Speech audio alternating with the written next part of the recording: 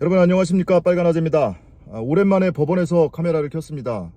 5개월 만에 조국 전 장관 재판이 재개됐습니다. 지난 1월이었죠. 검찰이 재판부 기피 신청을 하면서 재판이 중단됐었습니다. 그 사이에 법원에서 2차례 검찰의 기피 신청을 기각했고요. 검찰이 재항고를 포기하면서 기존 재판부에서 그대로 공판을 맡아서 진행을 하게 됐습니다. 그래서 오늘 법정에는 조국 전 장관과 정경심 교수 함께 출석을 했고요. 정경심 교수가 여전히 좀 건강 상태가 좋지 않아서 오늘 법정에 휠체어를 타고 출석을 했고, 그리고 잠시 이제 기립하는 시간이 있었는데 그 기립해 있는 서 있는 시간에도 똑바로 서 있기가 좀 힘들어하는 모습이었습니다. 그래서 앞에 탁자를 짚고 이렇게 의지하는 모습을 볼 수가 있었습니다. 하지만 여러분이 크게 걱정할 만한 상태는 아니라고 하니까 너무 우려는 마시고요. 5개월 만에 재개된 재판이어서 그 사이에 어떤 변화가 있었냐면, 재판부 자체가 변경된 건 아닌데 재판부 구성이 바뀌었습니다. 일부 법관이 교체가 됐고요. 그래서 오늘 공판 갱신 절차가 있었고, 그 다음에 그 사이에 정경심 교수의 대법원 확정 판결이 있었죠. 그래서 재판부가 이 확정 판결에 따라서 혹시 검찰이나 변호인단에서 의견이 바뀐 게 있느냐, 기존 의견을 그대로 유지하느냐 여부에 대해서 의견을 물었습니다. 이런 사항들에 대한 오늘 구체적인 진술이 있었습니다. 공판 갱신 절차라는 것은 이제 검찰이 공소사실 요지를 다시 한번 진술하고 거기에 대한 변호인단 의견을 진술하고 이런 절차고요. 그 다음에 재판부가 검찰의 석명을 요구한 것은 한 3가지 요구했는데 그 중에 핵심은 이거였습니다. 그 강살교실 PC 포렌식 분석을 했던 대검 포렌식 수사관 이모 씨인데, 지난번에 증인 채택이 됐었는데 아프다면서 진단서 내고 출석하지 않았었죠. 그 사이에 대선이 끝나서 윤석열이 당선됐고 이런 변화들이 있었습니다. 아프다고 했는데, 많이 아프다고 했는데 혹시 이제 출석 가능하냐, 증인신문 가능하냐, 이거를 검찰한테 물었고 검찰은 결론적으로 증인신문 가능하다, 본인도 출석 가능하다고 했다, 이렇게 답을 해서 증인 채택이 됐고요. 변호인단에도 3가지 성명을 요구했는데, 하나는 정경심 교수 사건이 대법원에서 확정 판결이 났으니까 그것에 따라서 이 사건에서 조국 전 장관과 정경심 교수의 추가로 기소된 이 사건에 대해서 이 공소사실에 대한 의견에 변화가 있는지, 지금까지 이 조국 전 장관 측에서는 공소사실을 전면 부인했거든요.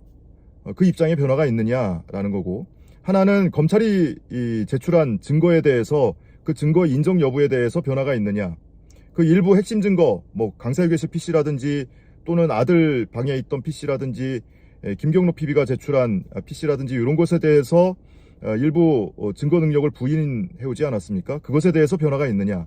그리고 3번째로 기존에 신청했던 증인 신청 목록에 혹시 변화가 있느냐, 이 3가지를 물었는데 변호인단에서는 변화 없다, 한마디로 검찰의 공소사실에 대해서 부인하는 의견에 여전히 변화가 없고, 또 검찰이 제출한 증거에 대해서 일부 증거에 대해서 증거 능력을 인정할 수 없다라는 점에 대해서도 그 입장을 그대로 유지한다는 것이고, 증인 신청에 대해서는 대부분 다 유지를 하는데 일부 증인에 대해서는 조금 변화가 있을 수 있다고 얘기를 했습니다. 조국 전 장관 아들이 조지 워싱턴대에서 쪽지 시험을 봤는데 그것을 부모가 도와줬다면서 조지 워싱턴대 업무방해 혐의로도 기소를 해놨거든요. 그 사건과 관련해서 조지 워싱턴대 관계자, 성명불상자, 누군지 특정하지 못하는 상태로 증인 신청을 했었어요. 근데 결국에는 증인 출석 요구를 하려면 누군지 특정이 돼야 되잖아요. 그래서 변호인단에서는 추후에 특정을 하든지 그게 아니면 철회를 하겠다, 그 증인에 한해서 이렇게 입장을 밝혔고요. 그래서 증인 신문 일정이 한 4주치가 잡혔습니다. 7월 중순까지 일정이 잡혔어요. 그리고 공소사실이라든지 검찰 측이 제출한 증거 인정 여부에 대해서 정경심 교수의 대법원 판결이 있기 직전에 대법원 전원합의체에서 매우 유의미한 판결이 있었단 말이에요.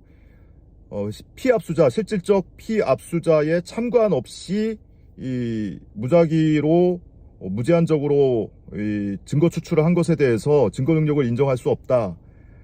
굵직하게 얘기하면은 이런 요지로 대법원 전원합의체 판결이 있었는데, 이 판결 때문에 정경심 교수 대법원 확정 판결에서 파기환송될 거다라고 99% 다 믿고 있었단 말이에요. 근데 뜻밖의 전원합의체 판결과 정경심 교수 사건은 조금 다른 측면이 있다. 그 다른 측면이라는 것은 정경심 교수가 이 PC를 소유하고 있거나 관리하고 있는 상태가 아니었고, 그 지배권을 학교 측에 넘긴 상태였다. 이게 정경심 교수 대법원의 판결 요지였습니다. 그런데 정경심 교수는 이걸 기증받아서 사용하다가 거기에 방치해둔 것뿐이지 소유권을 포기하거나 또는 누구한테 처분권을 맡기거나 이런 적이 없어요. 그런 의사조차도 표명한 적이 없습니다. 그러니까 대법원 이 소부의 판결 자체가 매우 명백하고 중대한 사실 오인이 있다. 이런 점을 하나하나 조목조목 들어가면서 기존 입장을 그대로 유지를 했습니다. 그리고 증인신문 일정이 잡혔는데 지금까지는 2주에 한 번씩 텀을 둬가면서 이렇게 재판이 진행이 됐는데요. 앞으로는 조금 신속하게 진행을 하기 위해서 기본적으로 3, 4주 연속하고 한 주 쉬고 또 3, 4주 연속하고 이런 방식으로 진행을 하기로 했습니다. 그래서 오늘 결정된 일정은 7월 중순까지 4차례 공판 일정이 잡혔는데요. 6월 17일 다음 주에는 한 주 쉬고 증인 출석 요구를 하는 기간이 필요하니까요. 6월 17일에 동양대 전 조교, 교양학부 조교였습니다. 실명 인터뷰도 한 적이 있으니까 이름을 밝혀도 될 것 같은데, 이슬이 전 조교 오전에 증인 채택이 돼 있고, 그 다음에 당시 조국 전 장관 딸과 함께 프로그램에 참여하고 또는 딸이 봉사활동을 하던 시기에 인문학 프로그램에 참여를 했던 학생이 있습니다. 그 학생 오전에 증인 채택이 됐고요. 오후에는 김경록 PB가 증인 채택이 되어 있습니다. 그리고 6월 24일에는 오전에 이슬이 조교와 함께 저하고 별도로 실명 인터뷰를 했었죠. 동양대에서 10수년 동안 이 상장 발급 업무를 했었던 행정팀장이었습니다. 오병현 팀장. 그리고 2017년 당시에 교양학부 조교였던 이모 씨, 그리고 오후에는 동양대 장경욱 교수가 증인 채택이 됐습니다. 오후에 통으로 장경욱 교수 증인 신문이 예정되어 있기 때문에 정경심 교수 재판에서는 그날 9명인가 몇 명 중에 한 명이었어요, 장경욱 교수가. 그래서 맨 마지막에 더더군다나 증인 신문이 이루어져서 굉장히 짧게 한 40분, 30-40분 했나요? 해야 될 얘기가 무궁무진하게 더 있는데 그냥 후다닥 해치워버리고 말았단 말이에요. 그래서 장경욱 교수가 꼭 해야 될 얘기를 증언을 하지 못하고 그냥 끝나서 그것이 막 화가 나서 법정 밖에서 눈물을 보였던 그런 일이 있었거든요. 근데 오후에 통으로 지금 비워졌기 때문에 좀 충분한 증인신문 시간이 확보가 되는 것 같습니다. 그리고 7월 8일에 증인신문이 또 3명이 예정되어 있고요. 7월 15일 날 중요한 증인신문이 또 있습니다. 이날 바로 양측의 포렌식 전문가, IT 전문가, 검찰에서는 대검 포렌식 수사관 이모 씨, 그리고 변호인 측에서는 변호인단을 도와서 직접 포렌식을 지원해줬던 박지훈 대표, 요 2명이 한날 증인 신문이 이루어집니다. 그러면 이것은 오전에 대검 포렌식 수사관하고 오후에 박지훈 대표를 하는데, 지난번에 이 재판부에서 결정한 대로 대검 포렌식 수사관이 증언을 사는 동안에 박지훈 대표가 그 증언을 청취하고 방청을 하고 오후에 증인석에 서게 되거든요. 그걸 거쳐서 양측 전문가 간에, 양측 증인 간에 교차 신문도 있을 수 있습니다. 그래서 이날 굉장히 중요한 증인 신문이 예정이 돼 있고, 대검 포렌식 수사관이 한 차례 진단서를 내고 내가 많이 아파요, 그래서 증인 출석 못해요 라고 증인 출석을 미뤘었기 때문에 뭔가 뒤가 구린 것이 있다. 실제로 그 이모 수사관이 작성한 이 포렌식 분석 보고서를 보면 허위사실이라고 해도 무방한 내용들이 들어가 있고요. 명백하게 의도를 가지고 한쪽 방향으로 유도하는 그런 내용이 담겨 있어서 매우 심각한 내용들이 담겨 있거든요.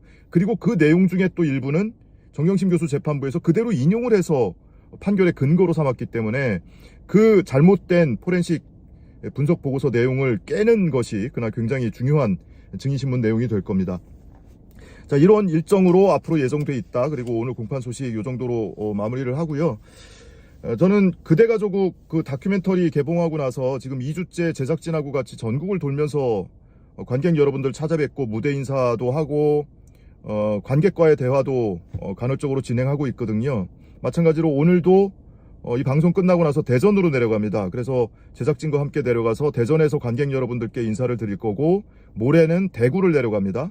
대구 내려가서 오후에 관객과의 대화도 하고, 저녁에 또 상영하는 상영관에서는 무대 인사도 할 예정이고, 일요일에 다시 서울 올라와서 용산에서 또 관객 여러분들을 찾아뵐 예정입니다. 이 다큐를 보신 분들 중에 지금 이제 한 열흘째 되다 보니까 그 사이에 3번, 4번 봤다는 사람들도 굉장히 많이 눈에 띄어요. 어제도 서울에서 관객과의 대화를 하는데 2번, 3번, 4번 봤다는 사람들이 굉장히 여럿이더라고요. 그리고 그 볼 때마다 같은 사람하고 오는 건 또 아닐 거란 말이에요. 그러면은 내 주변에 조금 더 적극적으로 관심 있던 사람도 모시고 올 거고, 또는 관심 없던 사람, 또는 비판적인 사람도 함께 와서 관람을 하지 않나 싶습니다. 실제로 이 조국 전 장관에 대해서 비판적으로 바라봤던 분들, 심지어는 윤석열을 지지했던 사람들도 이 영화를 보고 나서는 그동안 언론을 통해서 내가 알았던 것이 전부가 아니구나. 저 집안이 억울하다고 하더니 억울한 이유가 있었구나. 뭔가 재판이 좀 이상하구나. 검찰이 무리하게 수사한 것을 넘어서서 이것이 사건이 좀 왜곡됐구나 라는 것을 좀 깨닫는 계기가 되는 것 같습니다. 그래서 조국 전 장관을 지지하든 안 하든, 좀 비판을 하든 또는 반대편에 서 있는 분들도 얼마든지 관람할 만한 가치 있는 영화다라는 거 다시 한번 말씀을 드리고요. 그리고 실제로 그런 분들이 와서 관람을 하고 나서 후기가 올라오는 걸 보면 생각이 좀 달라졌다라는 분들을 많이 목도하게 됩니다. 그러니까 여러분들도 본인이 보시는 것뿐만이 아니라 주변 지인들을 영화관으로 적극적으로 데려와 주시면 고맙겠습니다. 저는 계속 이 제작진과 전국을 돌면서 관객 여러분들을 또 찾아뵙도록 하고요. 이 재판이 있는 날은 1차적으로 1순위로 이 재판 방청을 통해서 여러분께 소식 전해드리도록 하겠습니다. 끝까지 지지해 주시기를 부탁드리겠습니다. 오늘 여기서 마치겠습니다. 시청해 주신 여러분 고맙습니다.